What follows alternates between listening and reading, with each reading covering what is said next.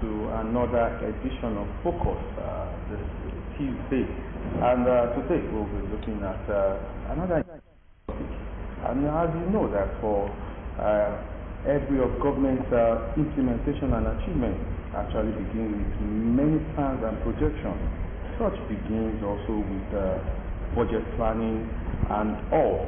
And on the 31st December 2025, Ogun State Governor Mr. Odufowokan signed a budget of 1.669 trillion to usher in the affair of the new year, and talking about 2027, all the plans, everything that is being planned, projected for the year was actually stated in that budget. We're talking about security, we're talking about education, and we also talk about infrastructural development, agriculture, housing. So we will be looking at many of these things today, and our topic will be Ogun government projection for 2026, which Governor Abiodun has already hit the ground running. We'll be looking at this this afternoon. My name is Taiwo Babajo, and I have in the studio the Senior Special Assistant to the Governor on Public Communication, Otunba Odufowokan. You're welcome to It's a pleasure. Thank you. I greet the good people of Ogun State at all. All right. Happy New Year. Yes, Happy New Year to you too. Let's start from the area of education. Just like I mentioned that Governor Abiodun has already started, work on this budget. He has already hit the ground running. Just a few days ago, it was announced that 448 interns have actually been recruited by the government. And looking at the area of education, one of the key vocal areas in the budget and plan of the government. Let's look at it beyond basically the new recruitment. What impact will they have?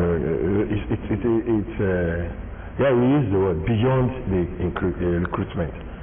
You understand that this is just a proof of the governor's statement when he was signing that budget, and he said 2026 is going to be a year of consolidating on his legacies. What he has been doing since 2019 for the good people of Ogun State is making life much better for the people than he met it. He will attest to that by looking at some of the things he has done. And we are now talking about 2026, the projections. You mentioned education. 448 interns, Ogun teaching interns have been engaged now. That takes teachers employed through this scheme to over 5,000, over 6,000 so far.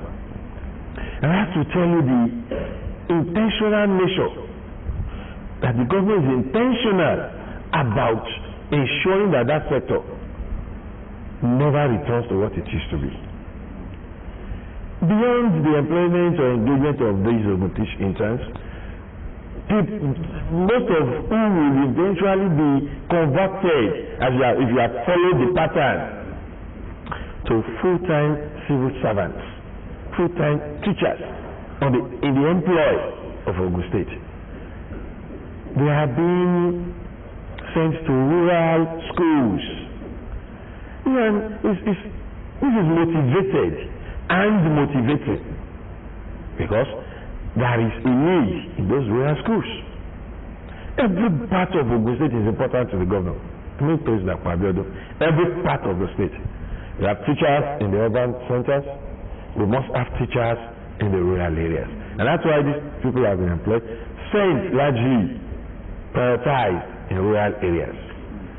And like I do say about the teaching time, this scheme is not a scheme that gives job to people who just want to work, who are not interested in teaching, but just want to be employed. No. The rigorous process of engaging them ensures that these people are interested in teaching. So when they are sent to this area, they are staying. Those who have sent there in the past are still there, teaching, enjoying teaching, bringing life to to the realities and ensuring that children in rural areas also have same hope and aspirations as those in the urban area. So, Ogun teachers 448 engage again. School renovation is already on. It never stopped anyway, save for the break. Now, for the 2026 year, school renovation has started. Many schools were renovated in preparation for resumption. Some are still ongoing. And more will still be done. Because it is not just about having teachers. It is ensuring that you have conducive environment for learning and training of teachers. That's why you discover that the teachers are just winning prizes, not local prizes, national and international. They are winning prizes and we are seeing it. This is because the environment where they work is changing. And once that happens, the quality they will bring out will change, it will improve. And this means the life of the children in their care will improve. Well, I was about asking those two questions, talking about the infrastructure around schools and also the fact that, taking some of these teachers, adopting them after ending the 2-year mandatory. You mentioned that. That has been the practice. Yeah, that has been the practice. That has been the practice. To date, the state government have been able to absorb like 6,000, just like you mentioned. And let's still talking about education. There's been this a kind of a little issue among the teachers. We learned recently, days ago, there were some teachers that were transferred from some schools to another schools, which they are not too very comfortable with, according to. So the state government has been able to talk about this, react to these, and I just want you to mention some of this, so where people at home will understand that this thing is what is necessary and mandatory. Well, people at home do understand, and they understand that we're humans. Sometimes what happens to us may not be what we want, but we're talking about structure. We're talking about an institution, the educational sector. The administrators know what is best for both the teacher and the pupils, and for best productivity, teachers can be moved, and they are moved. And when they are moved, the complaint we talk about are not official. Nobody has written to the ministry to say, I don't like where you have sent me. And nobody has actually come out to say, I don't like where I have been sent. But it has been rumors. And then, what do government do when you have rumors? We allay the fears of those who are rumoring and those who are hearing the rumor. One of my fathers will say, murmuring is allowed. So when you hear murmurs, you allay the fear. And that's what the Energy Commissioner has been doing. Saying, nobody has been sent to anywhere as a punishment. Nobody. Rather, you have been sent to where you will be more productive, where you are needed. For example, where you discover that in the process of employing teachers and placing them, you have maths teachers in abundance in a school, and you have need for maths teachers in other schools. Will you, because you don't want to make somebody uncomfortable, not attend to the future of children? So we have to move such teachers to where they are needed. And that is not punitive in any way. It is productivity. While you are here, not really doing much because many of you are having to do the same thing, and there is a need for what you do elsewhere, it can be sent there. And when you are sent there, in the spirit of good sportsmanship and willingness to give your best, there shouldn't be a problem, because all that needed to be considered, I mean, distance, locations, accommodation, and all that have been considered.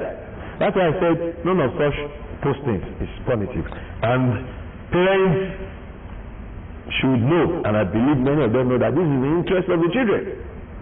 It's in the interest of the children. We are more concerned about what happens to our educational sector. What kind of outputs are we given? And then if we need to move Mr. A to location C and move Mr. D to location F to achieve the very best, there should be no issue about it. Let's talk, before we go into another sector, let's just talk about the parent-teachers relationship. I know there is a policy that I believe government is working. When you look at the fact that last year we had some issues in some schools where government properties were damaged and all that. Looking at this year, I believe the government is taking a very strong punitive stand on to ensure that many of the properties, government properties, are not, demolished or destroyed or tampered with by some of these, so to say, aggrieved students. What is government doing in this area? You mentioned it. Government has done a lot in that aspect, involving parents and other stakeholders, ensuring that the training of children is not left to the teachers alone or to the school environment. And it's working, it's yielding. Punitive measures have been applied decisively where necessary. That's one thing Ogun State is known for. They cannot be unruly and get away with it. Where parents have connived or have been involved, necessary actions have been taken. We have ensured the protection of not just government properties in schools, but also government workers and teachers. You cannot assault them, you cannot wound them and get away with it. Like the saying goes, a bad child will not say he or she will not misbehave. It is the good father that will ensure that you don't get used to misbehaving. So we have a system that involves the parents, the teachers, government officials, and other stakeholders looking into all this. And day by day, the system is getting firmer and more efficient. And I'm sure in 2026, you will hear more good news from that structure. All right, let's go into the housing sector. Part of the projection for looking at the 2026 budget, we know that there is a plan for 2005 housing units. Let's talk about, Before we talk about the 2005, let's talk about what has been done. Because that's where the understanding will come from. So far, this administration has expanded, renovated, built more than 3,000 new housing units that have been allocated. Many of them are now inhabited. You see, the idea is to ensure that the cost of living in Ogun State generally is good for the people. Ogun State is the new destination of choice for investors, for business owners, for people seeking to work and live in good environments. And if we must continue to maintain this new position, we must continue to make life easy for inhabitants of our state. And that's where we now have government housing available. It will reduce the pressure on private housing.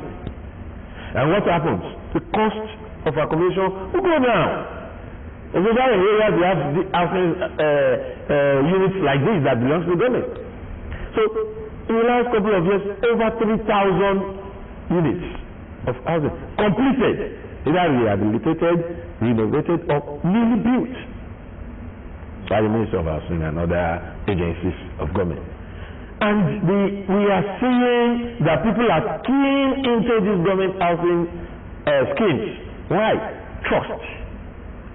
The governor that Abiodun led administration has been able to convince the people that gone are the areas where you say, don't give your money, you will never see the house. Prompt delivery.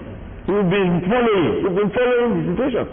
Prompt delivery. People are everywhere attesting and testifying to how prompt, how reliable these housing schemes are. Go to Gobakbe, go to Shagamu, Ikperu, other places like that. You will see the impact of government housing on the societies, on the environments, or the communities we talk about. So it is not just about the and then coming to 2026, there are plans to build about 2,005 housing units across the state.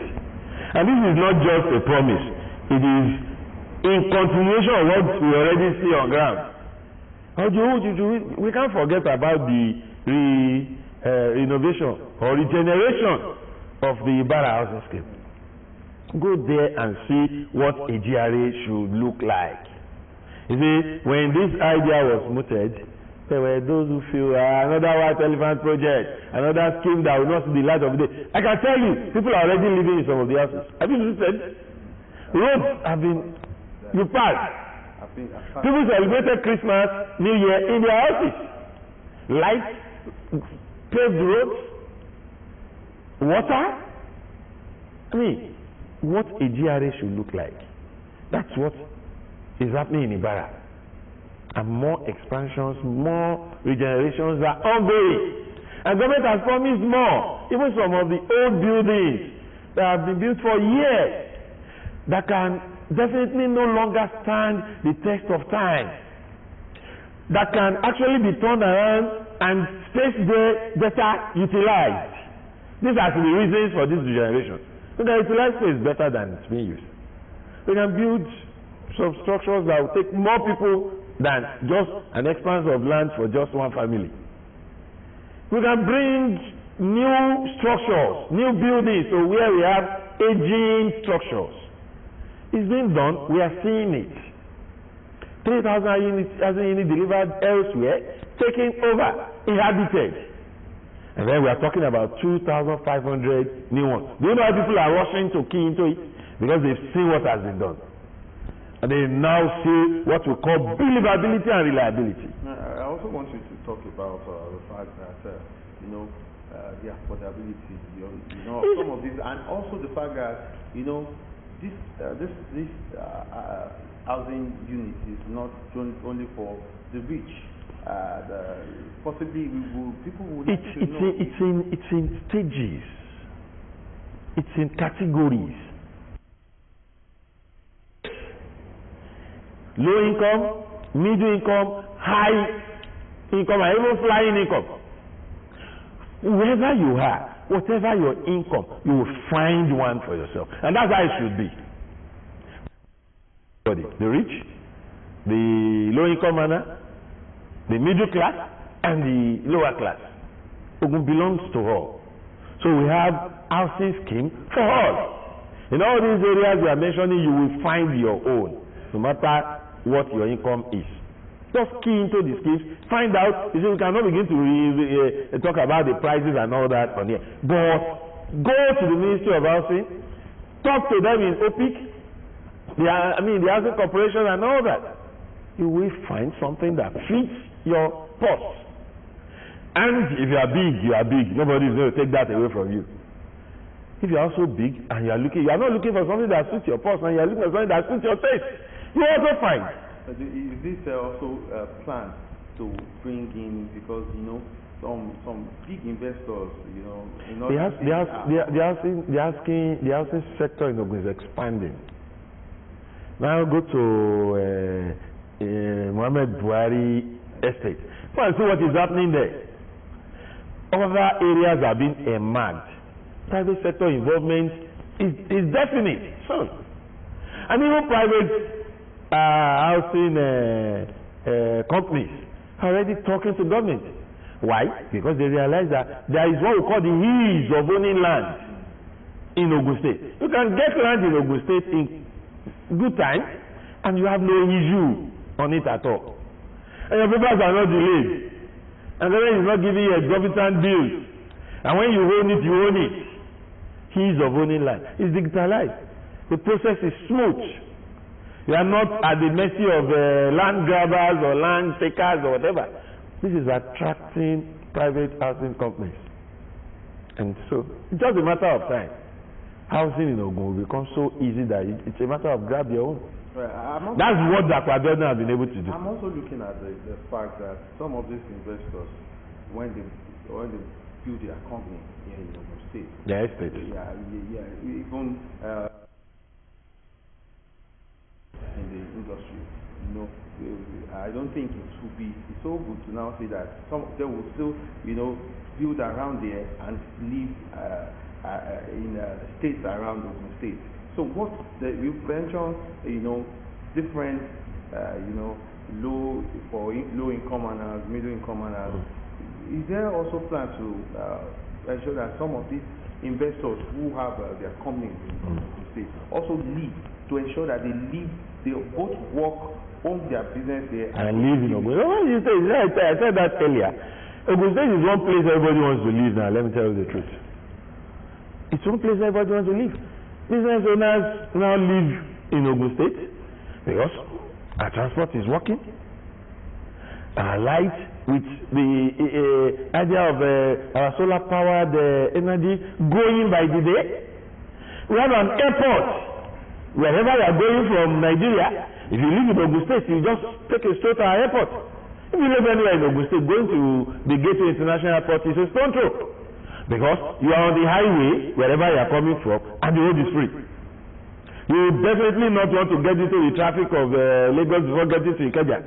When you can move from Abeokuta straight to Iperu, yours truly. Or move from Shagamu straight to Iperu, or from Ijebu-Ode. Or move from Remo, Iperu, Ode, Ishara itself. Even if you are coming from Yiwa, it's better for you to face Iperu than to face Lagos. So, all the facilities, all the factors that will, it's not about begging them to live in Ogun State anymore. It's now, Prince Dakwajonu is a governor who took office knowing what to be done. He has studied the terrain, he understands the need, and that he's just addressing the needs. So, most of the things he's doing is attracting people to say, oh, I cannot, it's not about just working or owning companies in Ogun State. It's about living there to save cost. You live here to save cost. What do you want that you don't find here? Mention it. Soon, our dry inland ports, both in Kajola and Ijebu-Ode, will be ready. So you can even clear your goods there. When they arrive the ports in Lagos, they are here at the dry land port for you to just come here and clear them here. So why would you want to live in Lagos if you are the investor? Exactly. You want to live here. That's the Ishaya ideology. All encompassing. Work here, live here, invest here, socialize here. Tourism. Look at what we are doing in the tourism aspect. That our Olima Rock, what we have turned it into. So look at the several festivals being promoted in the last 6 years into international standard, and people are coming year in, year out, month in, month out to be part of it. So if you are now having your business here, will you want to live elsewhere? Even your workers want to live here. So the idea of working here, living elsewhere, Ogun is now a total package. Courtesy Prince Dakwajonu, Ogun today is a total package, and he is going to leave it even better than it is now. Well, last year, just like you mentioned, we had a lot of cultural festivals, you know, around every area in Ogun State. We had the Odufowokan, which is annual. We had the one in Egbaland. We had also in Yewa, and we had the Remo Day. Yeah, we had Remo Day. Now, looking at all this, you know, looking at 2026, do we expect more of this? I know this is a thing done by each, but with the help of the encouragement of the state government has been given. You see, one thing I give to my boss, my principal, Prince Dakwajonu, is the fact that he has assembled a team that is helping him to deliver. It's almost on roller coaster. He knew what is to be done. He went for people who will deliver. Check all the sectors. So in the tourism sector, you have able hands running the place, and that's why you are seeing where this festival, some of them have been there long before now, and I'm sure even you have not heard about most of them. But the interest government is paying, the attention government is paying to them, the encouragement government is giving the people behind these festivals, the support they are receiving, they've been receiving from this administration, has thrown open all these festivals and tourism items, such that I doubt if they can go back to what they used to be. Well, we saw last year we saw the traffic at Otunba. During not last year, we saw during the unitary season, because it's extended into by January 4th, 5th, the place was still jam-packed. When we wonder, I went there 3 times. I couldn't drive down there. I had to park at Itoku. Park at Itoku, trek down on all locations. And then you discover that people came from far and wide. People came from as far as Benin. I met families, I took pictures I can share with them. Families from Benin, families from Wari. Oh, we mentioned Lagos, Ibadan, Oshogbo. They came. They've been here, but they saw that a lot has been done, so they wanted to come and see. The traffic was heavy.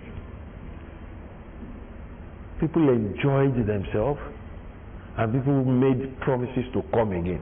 That is what is happening to Ogun State. It's not just in one sector. That's the tourism. It will continue. It's about having somebody who understands what needs to be done. Well, let's take this short break. We'll be right back. We are still discussing Ogun government projection for 2026, and we are looking at the achievement of also 2025 and going forward 2026. We have Otunba Odufowokan still in the studio, Senior Special Assistant to the Governor on Public Communication. We'll be right back. Please stay tuned.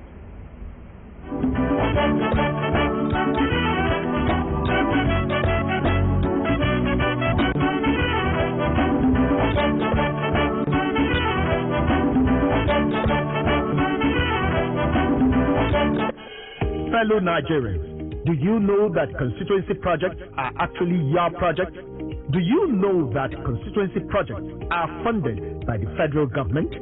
Do you know that you can track release of constituency project funds for projects located in your constituency and follow up to know how they have been executed? Constituency projects happen because government does not want to leave any community out in development efforts. You have a responsibility to know what constituency project has been planned for your community, how much has been allocated for it, and whether value for money has been delivered. Take ownership of constituency projects located in your community. Protect them because they belong to you. Government knows about your needs and is planning for you. Government needs your help to ensure quality delivery. Know that constituency projects are actually your projects. Protect your constituency project. My constituency, my project. For information on funds allocated to projects in your constituency, call 0800 2255 4272.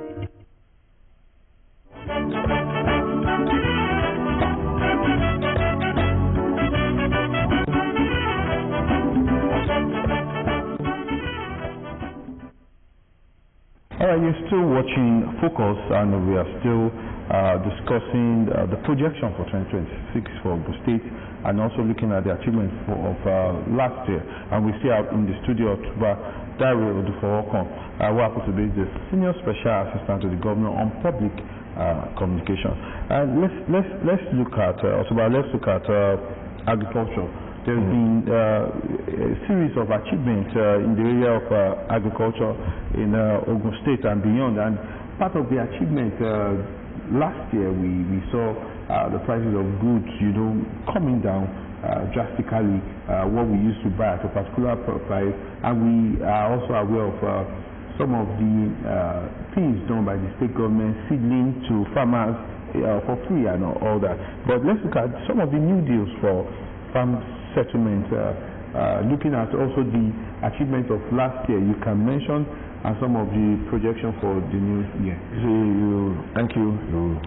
You started well by mentioning some of the things that have been done. You see, the agricultural sector is one area President Odufowokan has been very, very particular and intentional. And the results are there for us to see. In Ogun State, prices of agricultural products are going down daily. You know why? Government, directly or indirectly, got involved in food production. It is the Ministry of Agriculture and Food Security. The food security aspect of it became very, very important.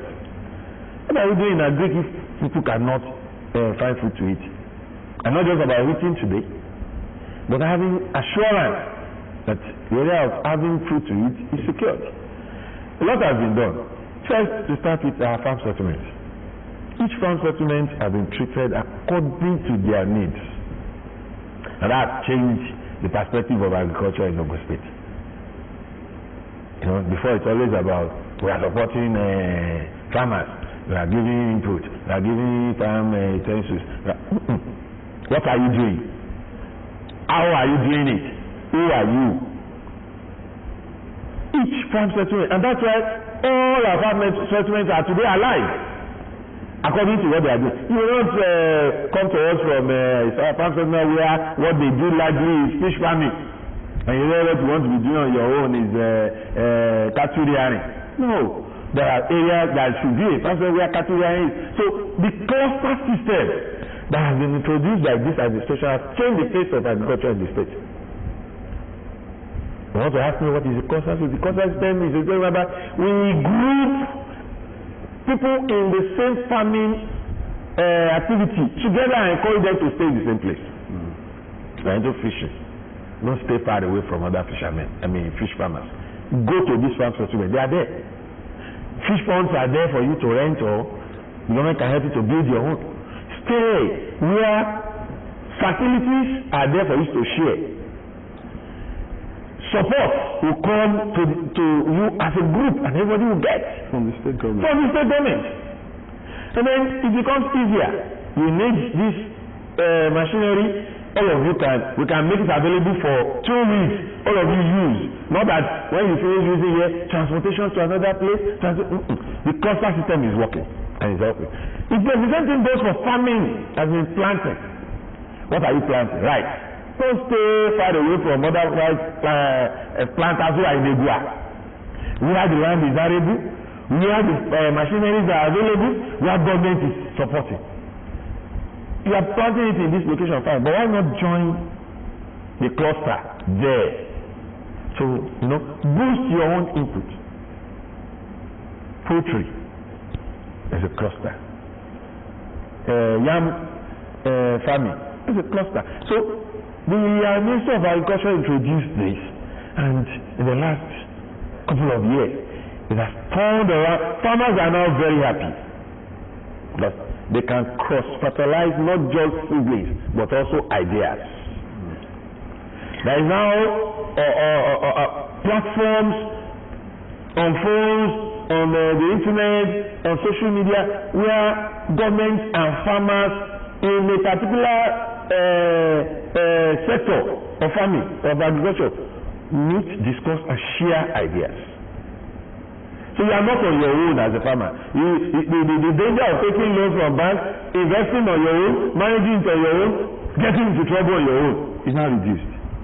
When you start, your co-farmers who are into the same thing will tell you, we tried this time last year, it didn't work, we quickly abandon it and do something else.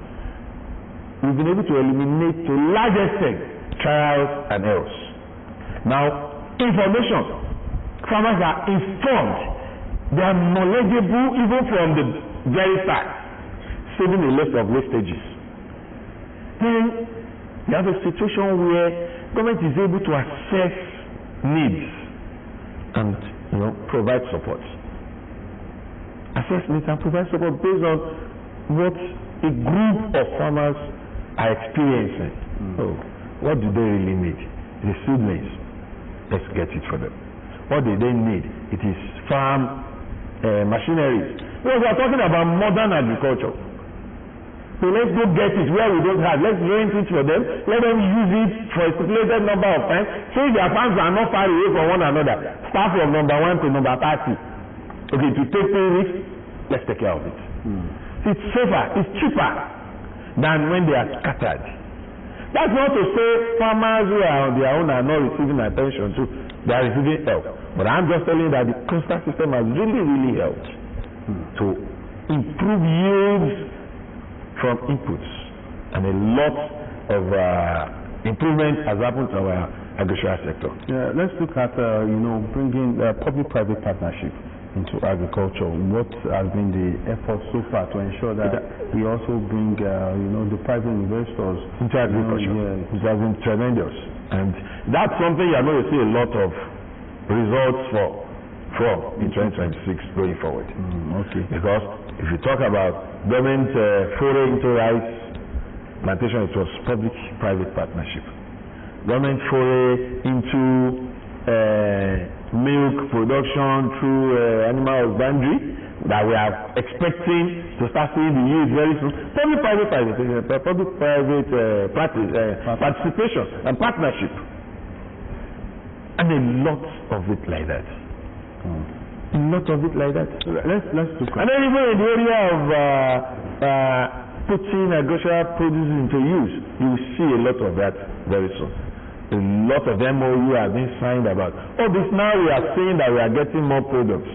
Produces from our farms, due to government involvement, support, encouragement. How are we going to ensure that we don't suffer too much wastages to these produces? That's something you start seeing going forward. Well, let's look into the economy of the state, and mentioning some of these things, housing and also agriculture. I think it has really propelled, the IGR. And look at the gross domestic product in the state, and the government keeps saying that the idea, will continue to. It cannot but continue to increase, get better, because you have an administration that is not just running the state, but building for the future too. Today, the gross domestic product of the state stands at 17 trillion naira. It's incomparable. It's all-time best. And we talk about IGR. Today, we are talking about 250 billion naira in 2025, as at the end of 2025. Don't forget that just 5 years ago in 2020, it was 52 billion. So can you calculate the percentage of increase? How is this possible? It's about all these things we've been talking about. The idea will grow when you make the environment convenient, suitable for those who want to live here and those who want to work here, as well as those who want to invest here. That's what Prince Dr. Jordan has been doing. He's making Ogun State habitable, and is making it a port of call for investors.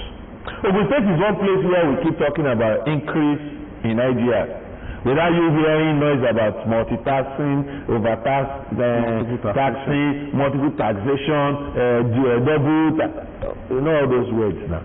Have you come across it in Ogun State? No! We hear things from other clients. What the tax we are paying? What the amount power? This tax is too much. No.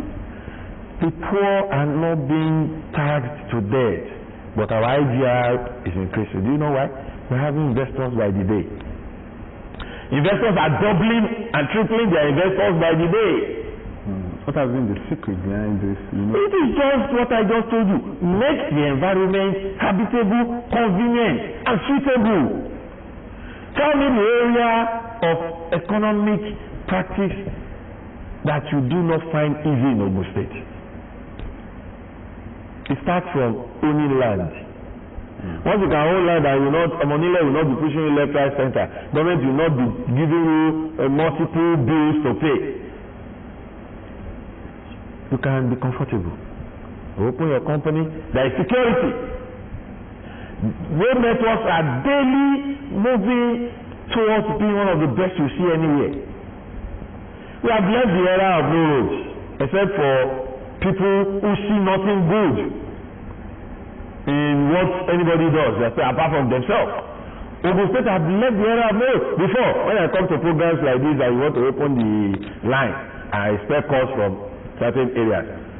Akute, Denro Isashi, Alagbole, you know that. But open the lines now. All they have to say is thank you. Giwa Ofiaro,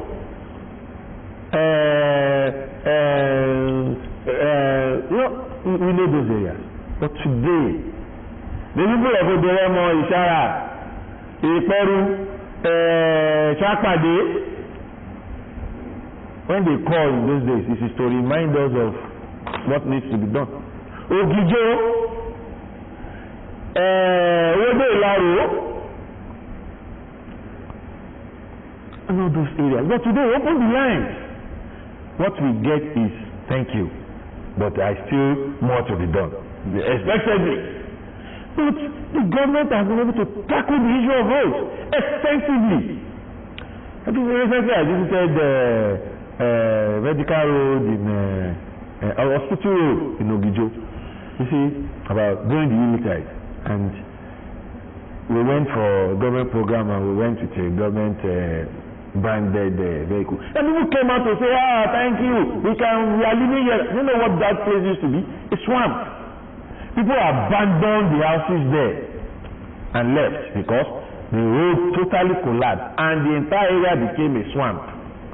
But today, in third road, people are back in their houses, drainage is properly done, and they no longer suffer flooding. Well, I like how you've navigated from, the GDP to roads. We are talking about GDP. We are still talking about GDP because these are the reasons why the GDP and the LG are daily growing. It is not magic, it's not rocket science. Do what is the needful. The economy will thrive. And when the economy thrives and there is money in the pocket of the people, the IGI will also go up. Let's talk about infrastructures. Projection for 2026. We know that many roads were, constructed in 2025. Some to be completed this year. And I would like you to mention. We still have some time. We still want to talk about the health sector and also security. Now, roads. If I start talking about roads now, you will have to extend this program because Dr. Abiodun has done so much in the area of roads. So much.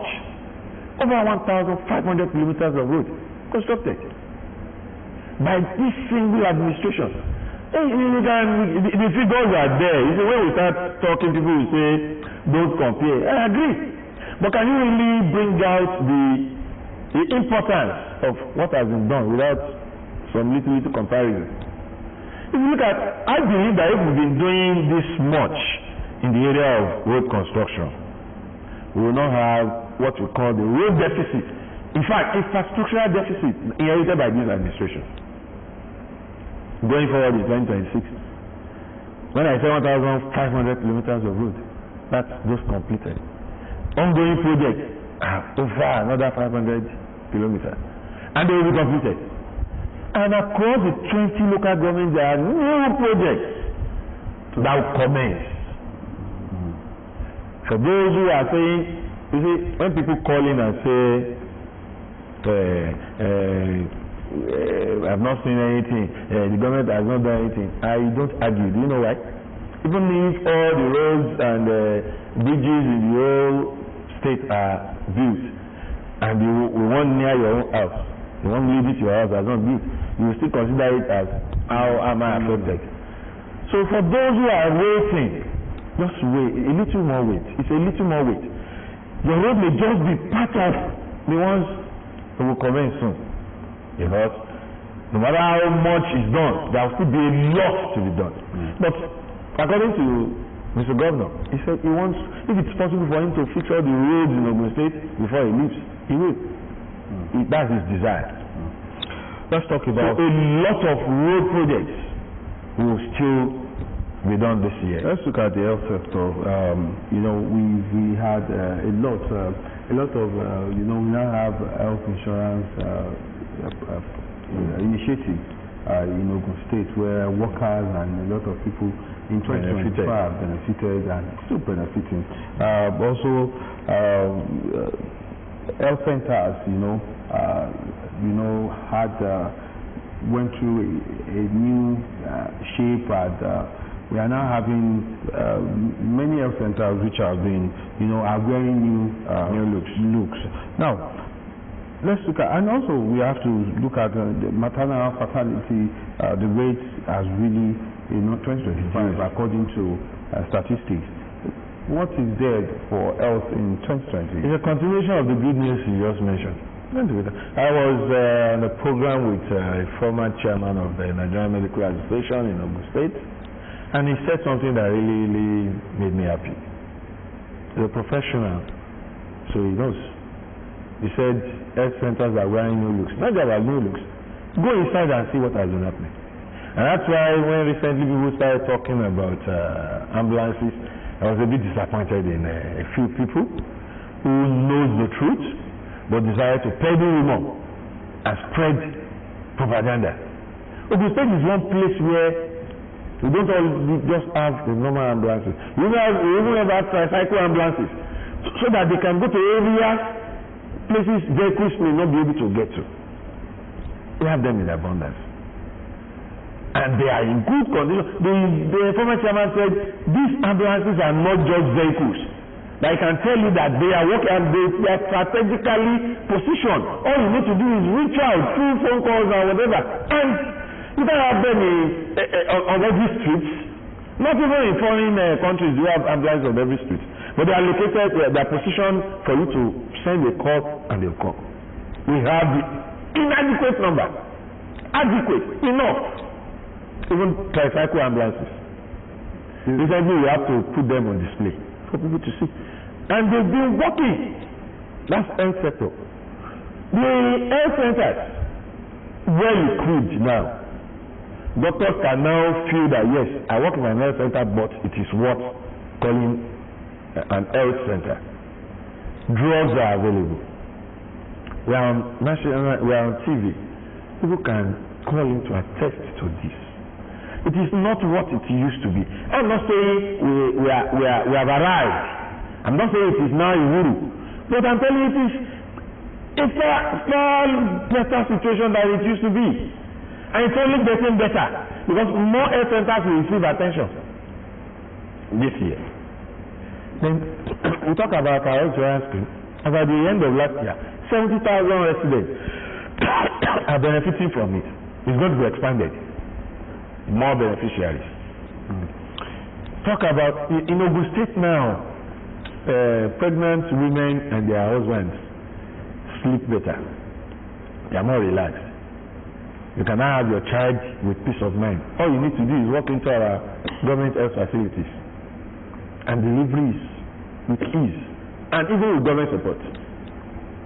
That has been on for years. Recently, towards the end of this, in fact, all through last year, our free surgery ran. A lot of people thought they were going to die with particular ailments needing surgery, but free surgery. More of that will come. And then mother-child care. It's going to continue. The opening of the new 250-bed hospital is an indication of the direction we are going in the health sector. It will only get better. It will only get better. Well, let's talk about security. We understand that this is a very key, a pertinent area which guides every of the things that we're talking about. With good security, every of the sectors that we've mentioned would continue to thrive. Now, what is the state government doing? 2026 to ensure we have the Amoteku. We understand that we know that last year there were recruitment into and also beyond Amoteku. We know that last year and even beyond last year the government has been, providing support for the Nigerian Police Force, the Nigerian Army, the Navy, and we will still see on the streets, some of the vehicles and also things that, given to them. Now, what is there for 2026 for some of these, security? You took most of this thing away from my mouth, and I'm glad it's coming from you. You see, security is key to any society. We're talking about making Ogun State the best place for investors. One of the things that has sustained that is security. When people know that they are safe doing business, they are safe living in a particular location, everybody will throng there. Ogun State today is one place where criminals themselves know that the only solution is don't commit crime here. Because if you commit crime, you will be caught. The focus is not just on catching criminals, it's also on crime prevention. And that's why every possible aspect of security receives the attention in Ogun State. Amatekun are one of the best states practicing it, and it's video results. Even in the area of all this banditry and what have you, many successes in catching and apprehending these criminals have received the support of not just Amatekun, even local hunters. The government is supporting local hunters, encouraging them to be part of the security network. Intelligence. Yes, their intelligence, and even leading the way in some operations, because they know the nooks and crannies of these bushes where these people are operating. They've been tremendously supportive, and that's why anywhere the government is talking, we give credit to them. Talk about so safe. Recruitment recently. Amatekun, we recruited recently. Support for police is unending. The IG, the General Police was here last year to attest to the kind of support that has been received by the police force in Ogun State. In training, equipment, firearms, vehicles, name it. And regular meetings, rubbing minds between the government and security heads. I think that's has yielded a lot. That is not monthly or quarterly. It has been very regular. Even beyond monthly, as they need their rights. There are months that it's like 3-4 times.